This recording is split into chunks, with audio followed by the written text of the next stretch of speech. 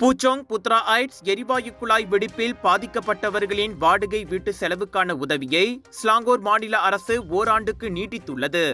மாதத்திற்கு 2000 ரிங்கிட்டிலான அவ்வுதவித்தொகை ஏப்ரல் தொடங்கி 6 மாதங்களுக்கு வழங்கப்படும் என முன்னதாக அறிவிக்கப்பட்டது.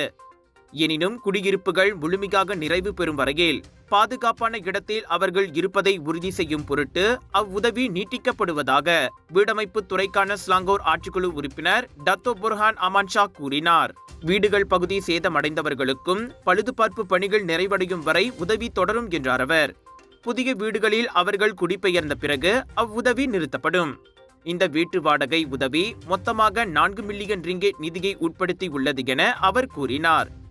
ஏப்ரல் 1ஆம் தேதி நிகழ்ந்த அந்த எரிவாயு வெடிப்பில் 81 வீடுகள் முழுமையாக சேதமடைந்த வேளை 81 வீடுகள் பாதி சேதமடைந்தன.